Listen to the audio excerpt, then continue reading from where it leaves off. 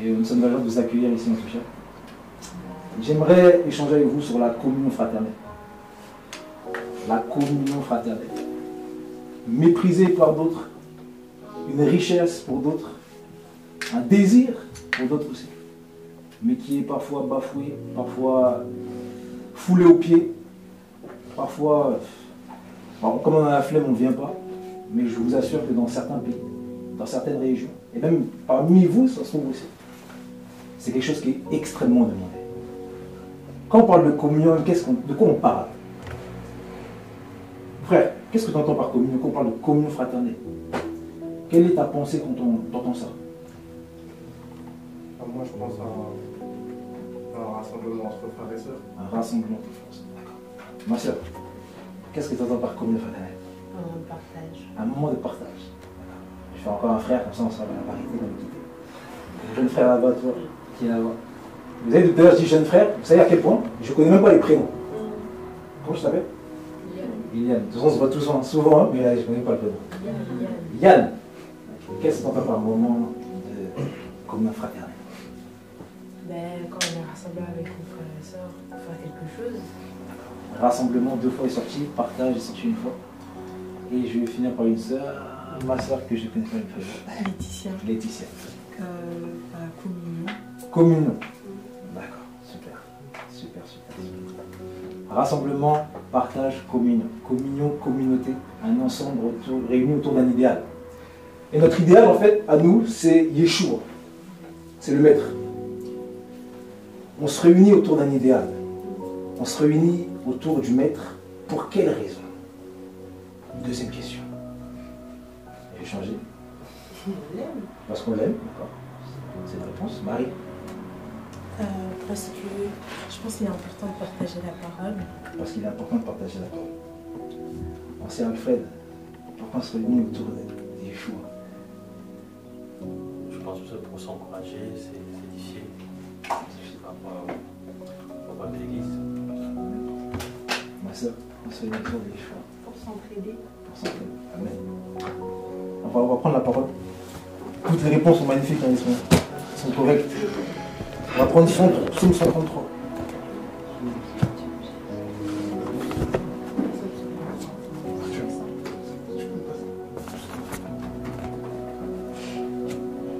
Est-ce qu'il y a quelqu'un ici qui depuis un certain temps, même plus d'1 mois, qui n'arrive pas à prier?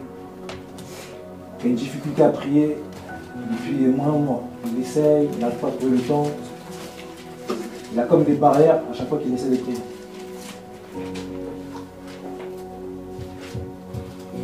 La vie de prière va pour tout le monde? Non?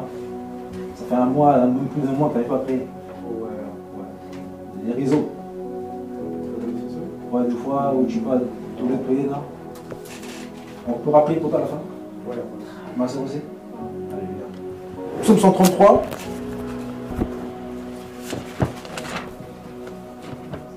Marie, toi, ça va aussi la prière? Amen. Psaume 133, verset 1.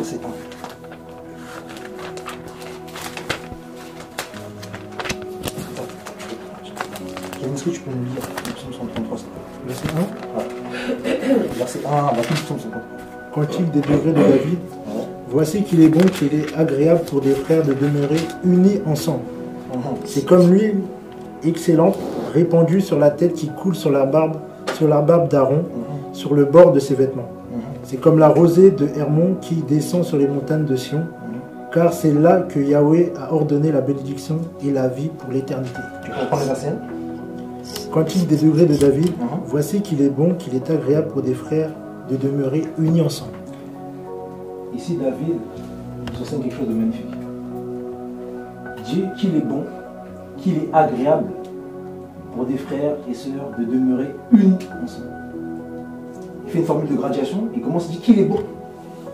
Ensuite, il continue, il dit mais qu'il est agréable pour des frères de demeurer unis ensemble.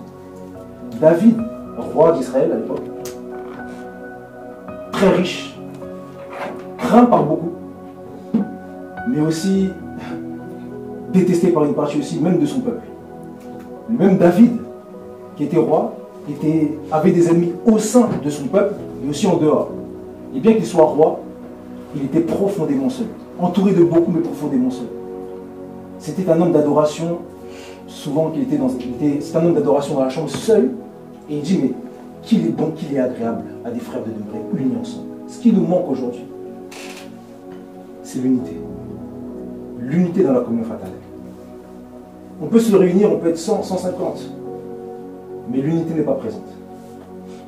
Regardez bien. Ce qui manque de bon aujourd'hui, c'est la connaissance même de l'autre. Et ce qui met des barrières à la communion, donc à l'amour, parce que l'amour doit régner autour de l'idéal. L'idéal, c'est le Seigneur, c'est l'amour. La communion doit être mise en valeur autour de l'amour. Et ce qui met barrière à cela, ce sont les mauvais soupçons, les préjugés et le regard méfiant. On va voir un frère, on va voir une sœur, directement on va dire, mais qui elle est? Est-ce qu'elle aime vraiment le Seigneur? Peut-être c'est une sorcière. Peut-être c'est un sorcier. Lui, il doit être dans l'impudicité. Directement, dans nos cœurs, indirectement, même des fois volontairement, on commence à analyser la personne déjà sur l'extérieur. Détecteur. Bon, la manière dont elle est habillée, ça va. La manière dont il est, ça va. Bon, il est coiffé comme ça, il peut être comme ça. Bon, lui, je pense qu'il est réellement du Seigneur. Et une autre personne qui va arriver aussi, d'une manière un peu moins habillée, moins bien... Enfin, son apparence n'est pas forcément la plus belle de l'extérieur. On va commencer à essayer de la caractériser. L'unité est déjà brisée à ce moment-là. Et là, il n'est plus bon. Il n'est plus agréable de se réunir comme ça.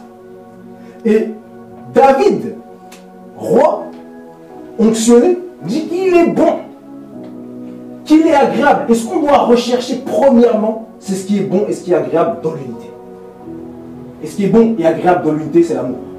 Parce que l'amour ne soupçonne pas. L'amour ne juge pas en fonction de la richesse de l'autre. Et Paul, et même Jacques nous dit quelque chose d'incroyable. Il nous dit, mais lorsque un pauvre vient vers vous, vous le mettez en gros, et là je paraphrase, mais vous le mettez en dehors de la salle, au fond de la salle. Et un riche, quand il arrive, vous l'honorez. Et la parole dit quelque chose de magnifique. Heureux les pauvres en esprit, car le royaume des cieux est à eux. C'est premièrement aux prostituées. C'est premièrement aux personnes de mauvaise vie, d'apparence, même de profondeur du cœur, qu'on doit d'abord honorer au milieu de nous. Car le témoignage qu'on aura envers eux, l'amour qu'on a envers eux, sera agréable et d'abord bon en eux, pour les ramener à l'unité. Et il continue, et il compare la communion fraternelle, donc le rassemblement, le partage autour de la parole, à l'onction d'huile qui coulait sur la barbe d'Aaron. Pour ceux qui ne savent pas, l'onction d'huile, l'huile d'Aaron, était faite avec des aromates de première qualité. Et elle ne devait pas être imitée. Ça veut dire que lorsque réellement on se réunit, on ne peut pas retrouver cette communion partout. Impossible. Lorsqu'on se réunit réellement autour du Seigneur, c'est tellement pur, c'est tellement bon, c'est tellement spécial qu'elle ne peut pas être imitée quelque part d'autre. Tu peux faire des restaurants avec tes amis, avec tes collègues. La communion ne sera jamais normalement pareille avec les frères que parmi, en gros, tes collègues. Réellement, quand tu es en communion avec les frères, tu dois être aussi libre. Ton cœur doit être apaisé dans la joie. Mais vous allez voir qu'aujourd'hui, lorsqu'on se réunit souvent, on est recroquevillé. On dit, qu'est-ce qu'on va penser de moi si je fais ça? La véritable communion libère les gens. La véritable communion libère les cœurs. La véritable communion met à l'aise les gens. Même si c'est la première fois que tu viens, tu vas dire, mais je me sens bien ici. Parce que l'unité, l'amour domine et règne au milieu de nous.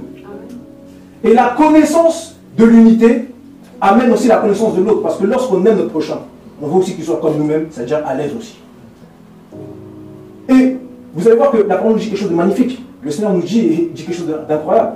Il dit, on reconnaîtra que vous êtes réellement mes disciples à ce que vous vous aimez les uns les autres.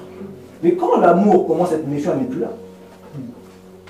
Donc cette onction, cette communion, cette huile doit revenir au sein des assemblées pour que le plus grand nombre soit touché. Bonjour Sanglais. Bonjour. Vous voyez? Et il compare en fait même la communion à quelque chose encore de magnifique et de glorieux. David était un poète. Il dit qu'elle est comme la rosée qui coule d'Hermon, qui est sur la montagne d'Hermon et qui coule jusqu'à Sion. La rosée. Vous savez c'est quoi la rosée? La rosée le matin, quelque chose de frais. C'est-à-dire que lorsque tu sors d'une communion réelle, tu dois être boosté. Tu dois être encore plus déterminé à poursuivre avec le Seigneur. Tu dois être encore plus impacter, compacter tout ce que tu veux à poursuivre ta marche. Ta prière doit changer. Ta manière de faire doit changer. Ta mentalité doit changer. Même ta manière de parler doit changer. Ta manière de t'habiller doit changer parce que tu es sorti d'un endroit où il y avait l'unité. Tu es sorti d'un endroit où tu as rencontré en fait l'onction, l'huile d'Aaron.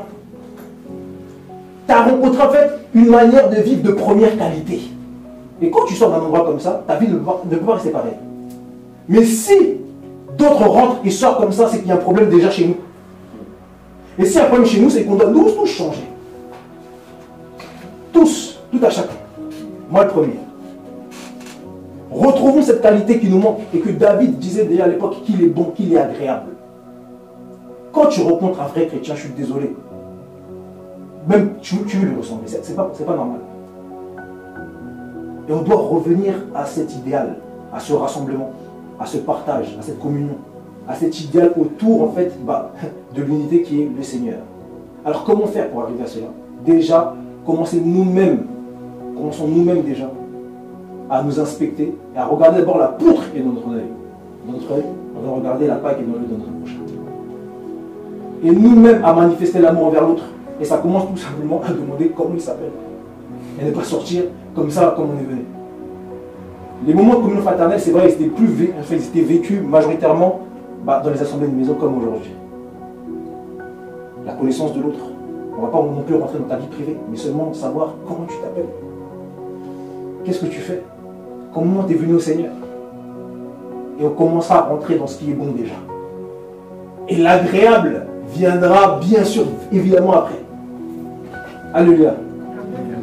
Et c'est ce qu'on veut, en fait, retrouver en fait, ce qui se passait déjà à l'église primitive, cette qualité de communion, cette qualité de vie, cette qualité en fait, cette qualité qui est autour du Seigneur et qui réunissait les gens autour d'un idéal. Alléluia. C'est ce que je voulais partager avec vous. La communion fraternelle. Très rapidement, alléluia. Dans le Seigneur.